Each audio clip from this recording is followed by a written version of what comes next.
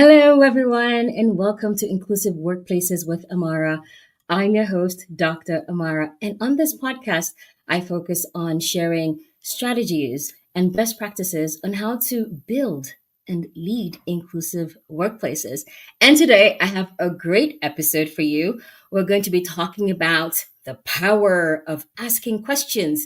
And to help us with sharing and understanding the power of asking questions. I have a great and wonderful friend of mine, as well as an ex colleague, who will be sharing some of her insights. I'd like to invite Ingvild to the stage. Ingvild? Hello. Hello, Ingvild. How are you?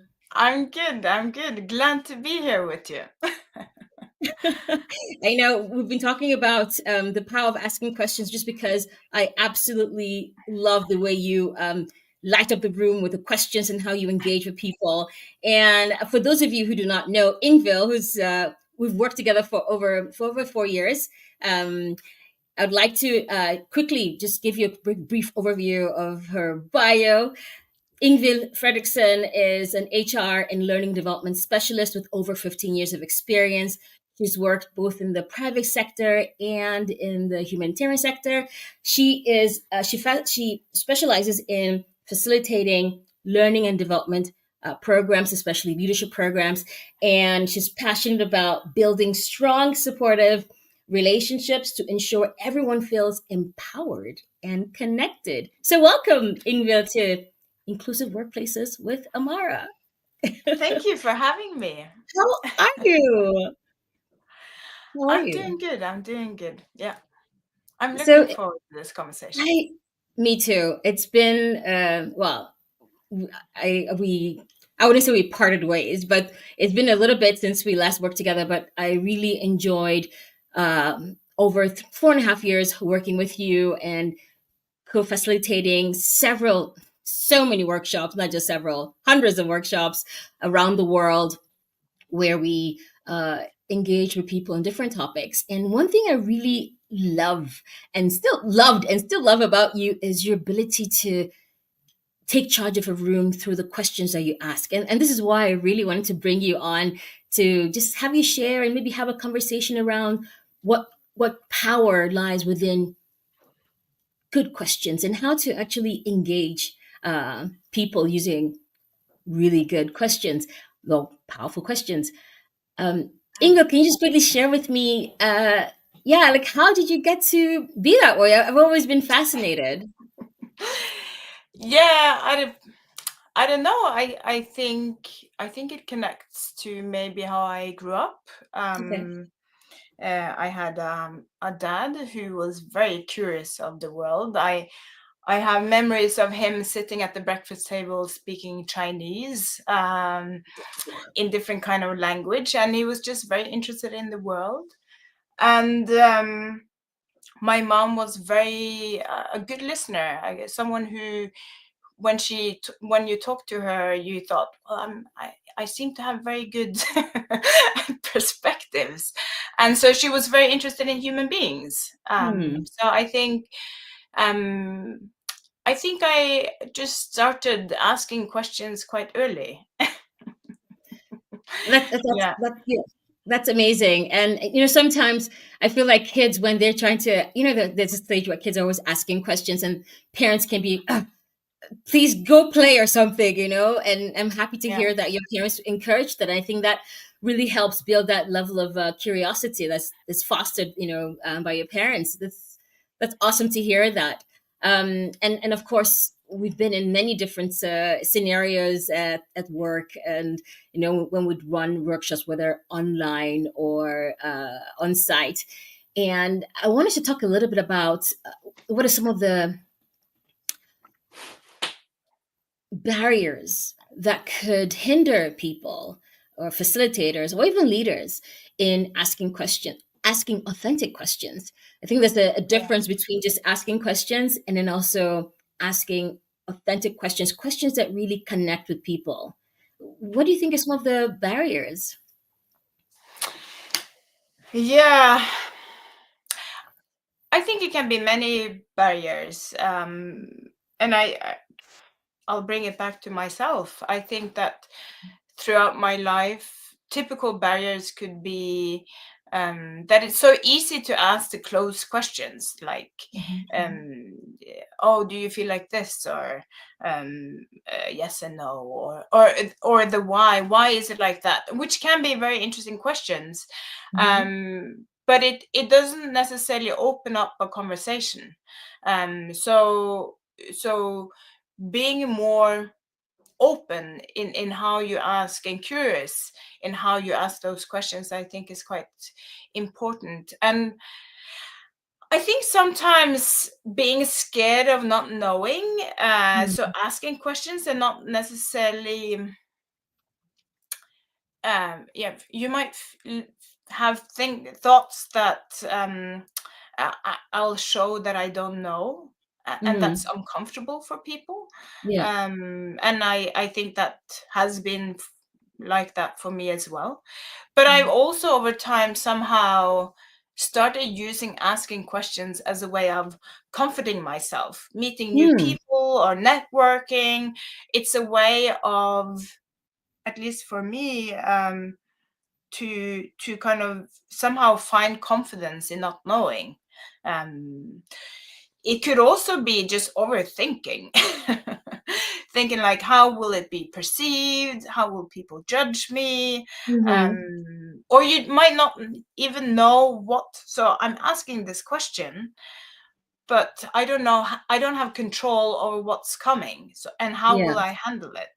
And that is a typical, might be a typical barrier when you facilitate learning, because you are afraid of not handling, because there's a expectation in the room that me as a facilitator, I should know the answer, or I should have the control all the time Mhm. somehow.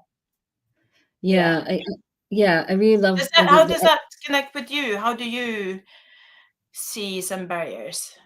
yeah, I completely agree with you. Overthinking, not being very sure. And I think what's really helpful also is bringing that level of humility and Mm. vulnerability, right? So understanding, and I think you set that tone from the very beginning when you engage with the audience so that they understand that you may not have all the questions, you may not have all the answers, right? So bring coming into that space with humility and also being vulnerable, people are more likely to be open. And for those facilitators who are engaging with a particular group or even a leader, having a sense of self-awareness also I think is important. So knowing, where you sit with the material and just, yeah, being courageous, and Yeah. just sharing, I think that's very important. So that mindset, that's the mindset of giving, the mindset of being open and being willing to share, and also going on that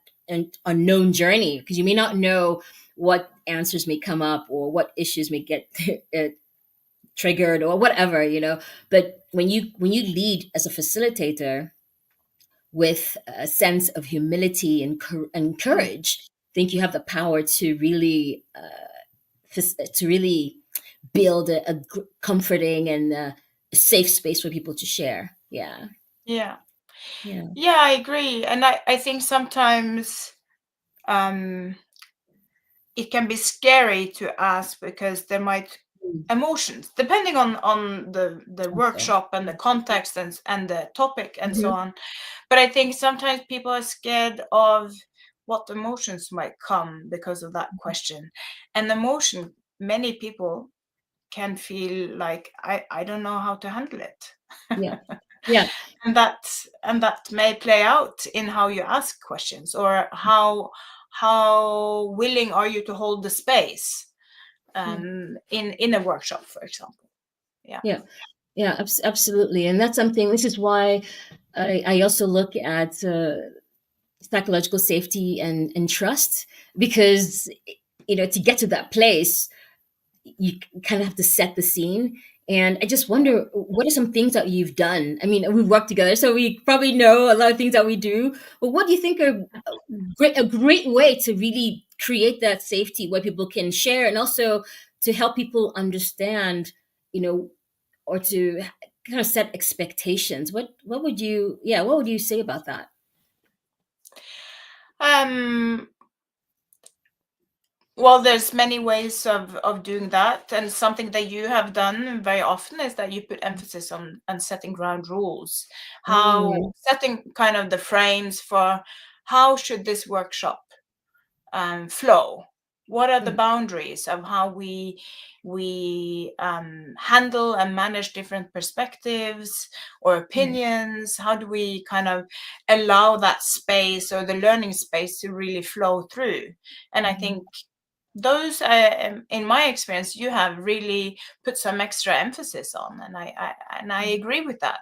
I think that's an opportunity to set some frames that mhm, the group aligns around. So there's mhm. a group expectation that this is the playground, Yeah. and it's an opportunity to hold people to account. Mhm. If those agreed kind of ground rules are not met, it's an opportunity to say, hey, where are we at? Yeah. Um, Yeah. and I think that's quite important. Yeah, Yeah. so Yeah. that's one way of doing it. Mhm. Yeah, Yeah, absolutely. And I wonder. I remember one time we had a conversation. You said something like, "Well, if you're going to start a workshop or facilitate a workshop, it's not a given that you'll be able to land that psychological safety, right? Especially yeah, if you're maybe the line manager, or you're the leader, and you have to have this conversation, and maybe you don't have the buy-in, or people are still very skeptical about your intentions. So I wanted to speak a little bit about that. What happens? I mean, obviously we know that you don't just get psychological safety just because you say, okay, now we're going to feel, I want you to feel safe.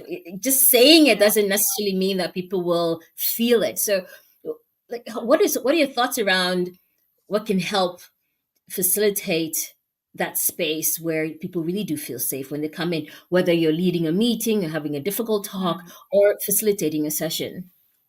yeah. Well, I think at least in my own experience, Mhm. starting with myself is quite Mhm. important. Yeah. And so typically typically before a workshop, I would check in with myself. I would actually have a conversation. Where am I at? How do I feel Mhm. today? Mhm. What might be stressors? Can I park those somewhere? How will I hold space for a variation of conversations? Mhm. And that might mean checking in with just breathing and Yeah. making sure that I feel grounded and that I'm Mm. present. So that's about checking in with myself. But I, then, mhm. yeah, go in. I want to just jump in there because you talked about checking in with yourself. And I think that's really important because as facilitators or people in general, we are energy. And if you Mm, feel unsettled, right? When you feel unsettled or you're not sure, not confident, it totally shows. Even if you think you have your game face on, somehow people are able to pick that, right? So yeah, I yeah, think yeah, it's really, yeah. So I think it's really important, like you said, to check in and make sure you have the right energy, you have the right mindset. You, whether it's your breathing or just taking it in and preparing mentally. I think that's really yeah, powerful. I just wanted to highlight the importance of that because people can smell your yeah, confidence or lack thereof if you're not careful. for Yeah. sure. Mhm. Yeah, yeah, and so I think that is something that I do. But then I think that as a facilitator, there's a lot of or a leader, and there's Mhm. expectations that somehow you are in control. And if you want something to happen, you have to role model it. Hmm. That's something we are taught and learn all the time, that if you want certain behavior to move, you need to have that kind of behavior yourself. And to Yeah. me, typically in a workshop or as a leader, it's about holding space and asking Mm. questions and really listen, being curious, being Yeah. interested, and show the group that it's okay to have different opinions. It's Mhm. okay to share emotion. It's okay to voice disagreement. And Mhm. I think it's quite important to ask questions as a way of opening up the space. Mm, yeah. Yeah, Yeah, I as really well, love. and there's plenty of ways. Yeah, no, I want us to, really dig a bit deeper. I absolutely agree with you. Just setting expectations extremely important, and not only that, I think it's also very important for the facilitator or whoever is leading to be very clear about their intent. And I think if you want people to be vulnerable, which is what you really want, right? You want Yeah.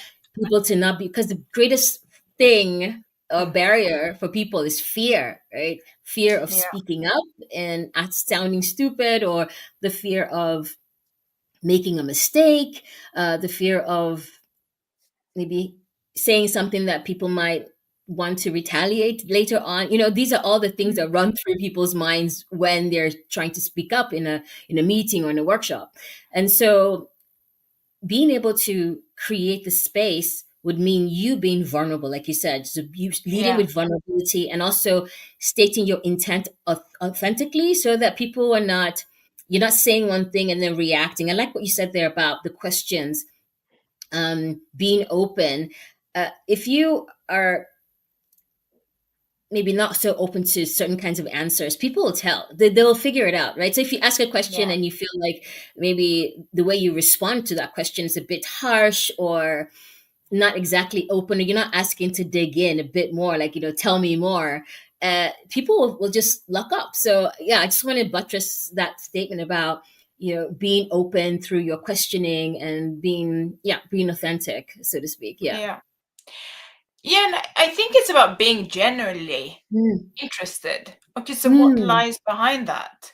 And yeah. I think we've had workshops together where there's been what on the surface looks like a disagreement or different Hmm. perspectives, Yeah. but by asking more, so what does that mean, or do you have examples, or what does that look like in your Yeah. context, Hmm. and asking the same from both sides. Sometimes it shows that they were having actually not so different opinions, or they might find common ground, or Hmm. there's some common value, but there might be reasoning behind the way things are. In communication, sometimes we just read the top line, that might look like disagreement, but when you start digging, that's when you realize actually we're not that different, or Yeah. these two opinions does not differ so much, or it's okay that it differs. Yeah. We can respect each other in any case.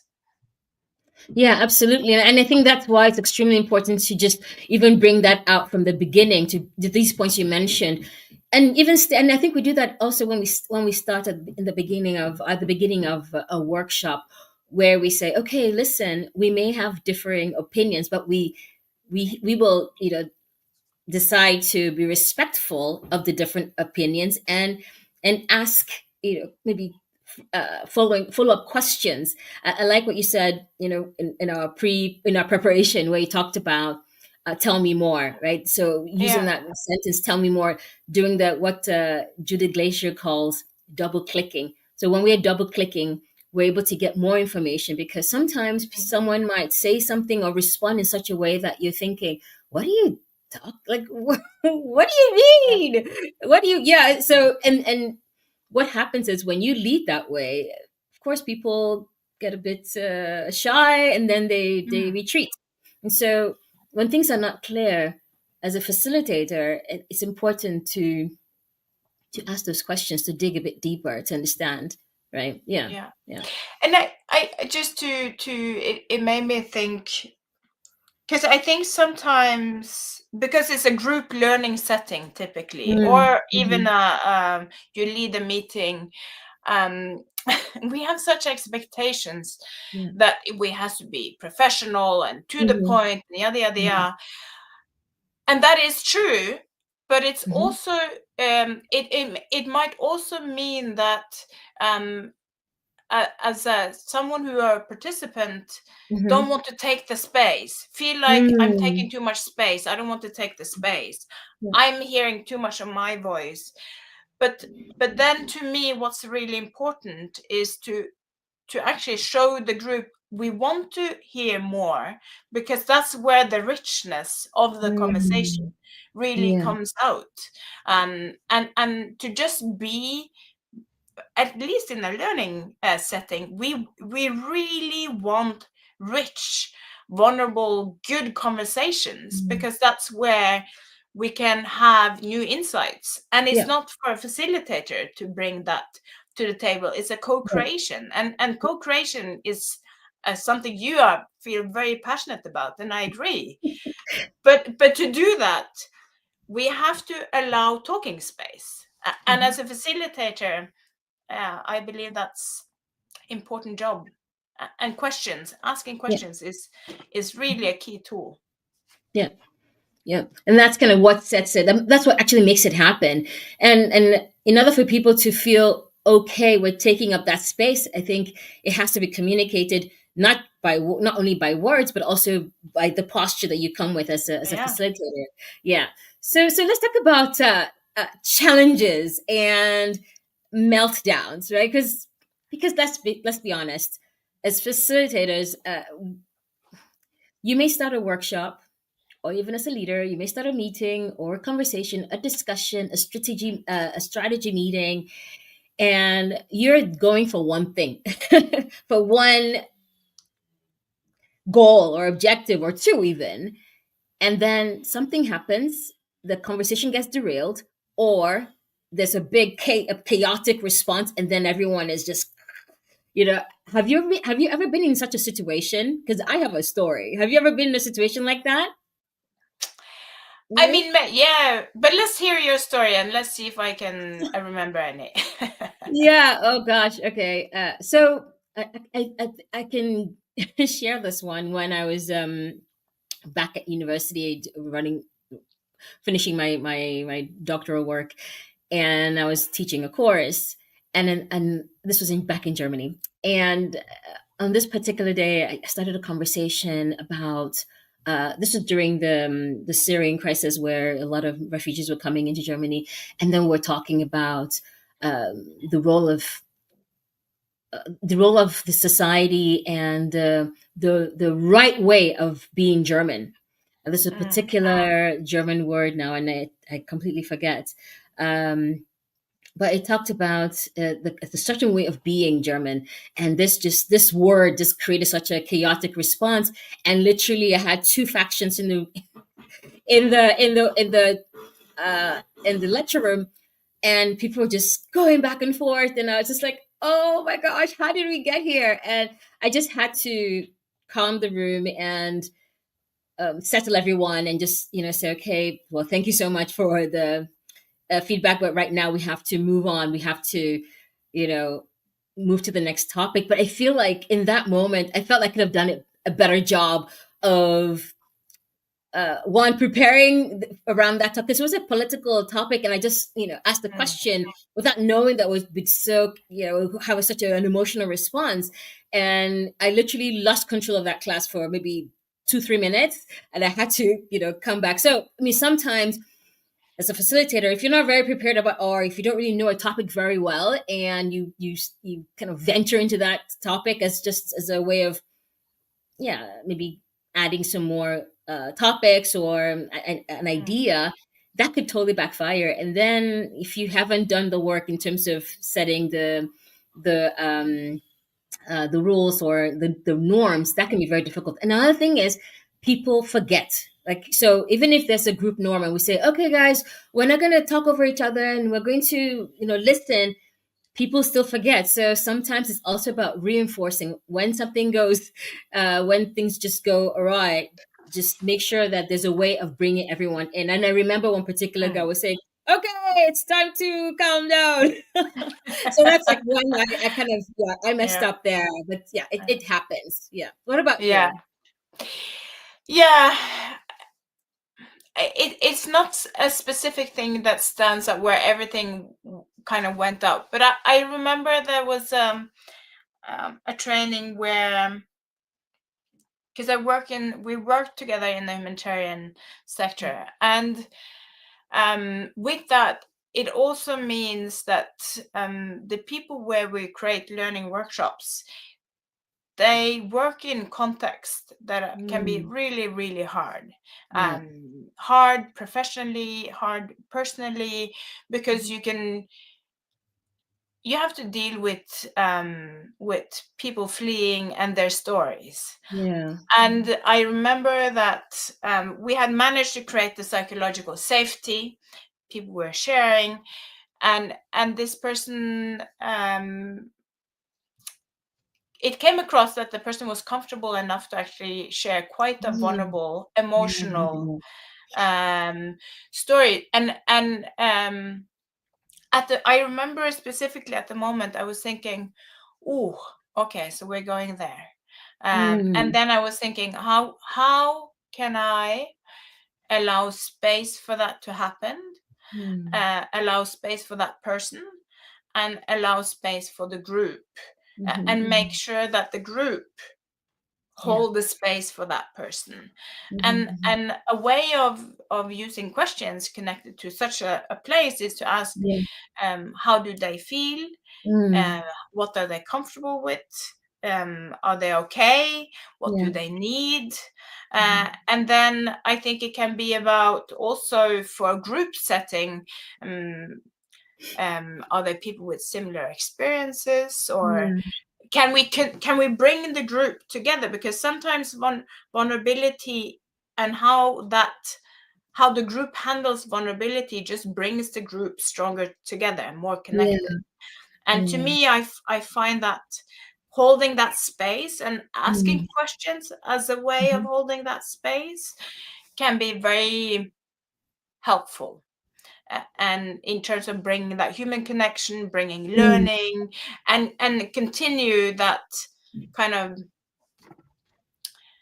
um, that space where people connect after a workshop, because Mhm. I think Mhm. that is also important, that we connect, we come together, we learn, we dig deep, but then what happens after? And I think if we manage, and I think we have at times together, um, people are Mhm. connected after, and I think Yeah. that's beautiful.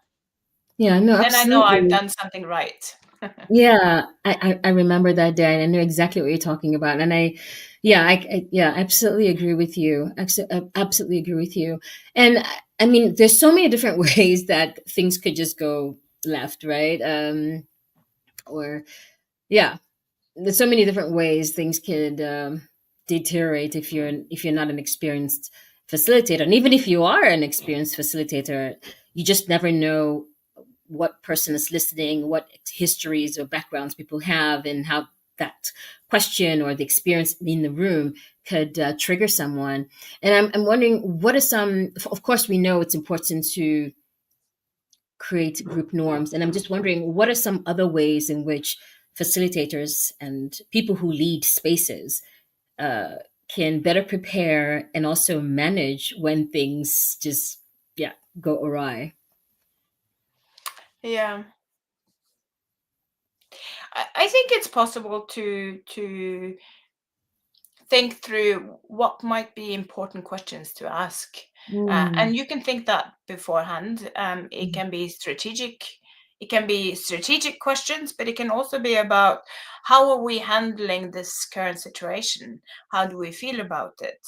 How do we? I mean, it's sometimes about bringing a meta perspective, because it might mean we are not so deep into things. And I think Mhm. that to me is a way of, you can prep something is about your own grounding, and the other is, okay, so how will I facilitate this? Mm, What does it mm, look like? What's mm, the entry point? What's the main body? What's the closure? What are some of the most important questions I can ask to really get through the way I want to? I yeah. don't know if that's where you were going, but yeah, that was what came up in Yeah. my mind at least.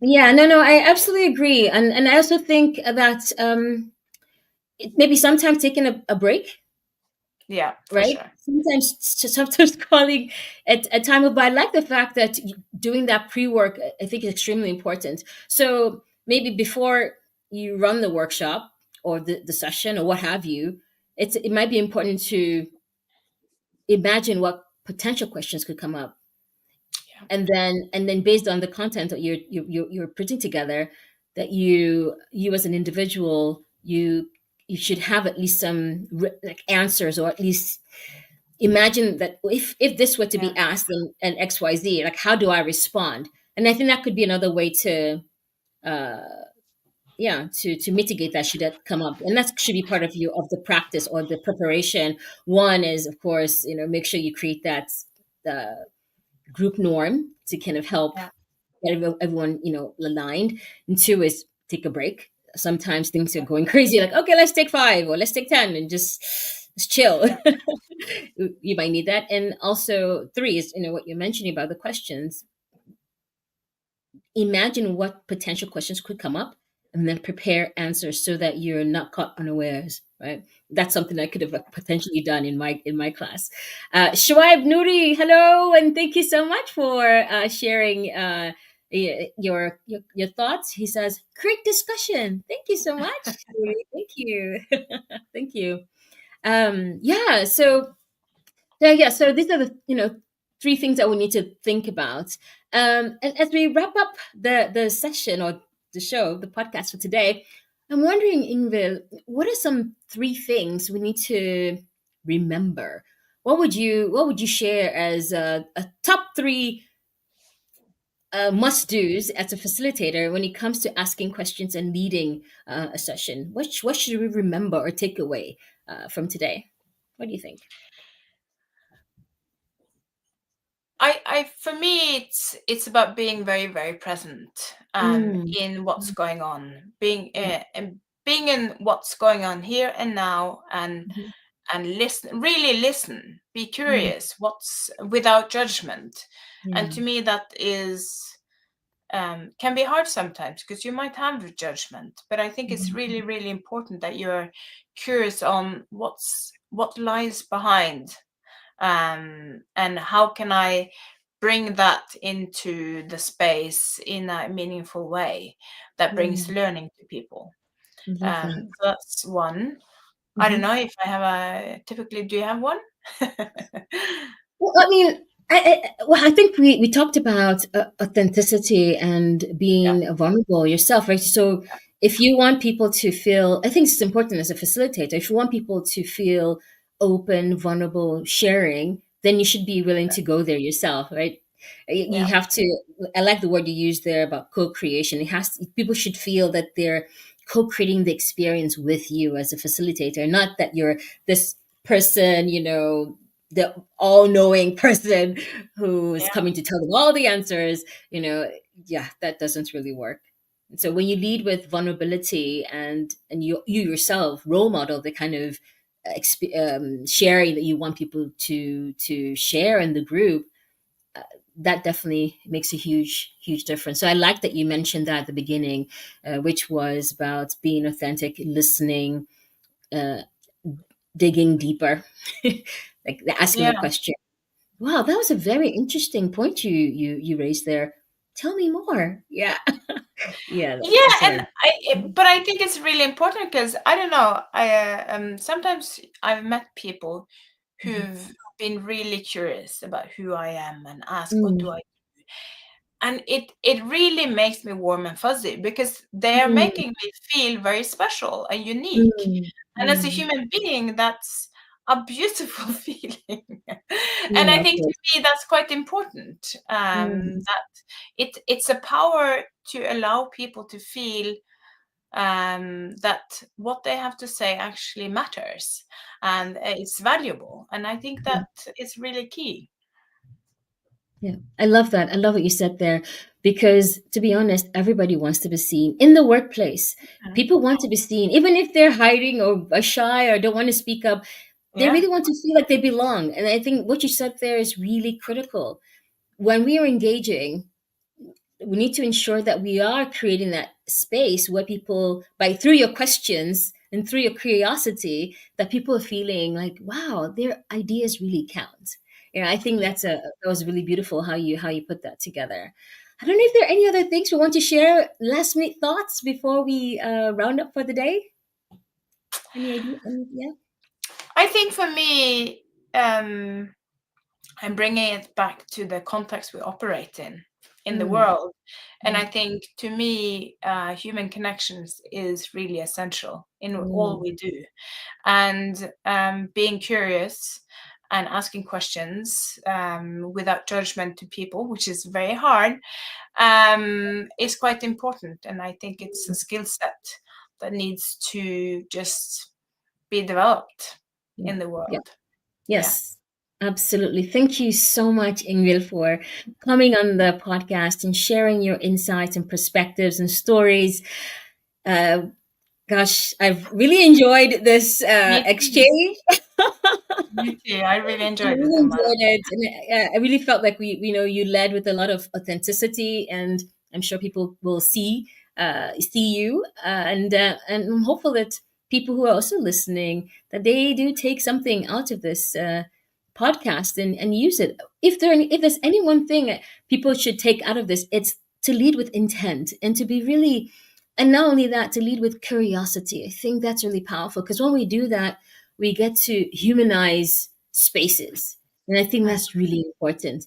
Just even in the workplace, just humanizing the workplace because we long connection. This is just the reality, right, of humans. So thank you so much for sharing. Ingvild, how can people reach out to you? If people want to ask you more questions or connect with you, how can they find you?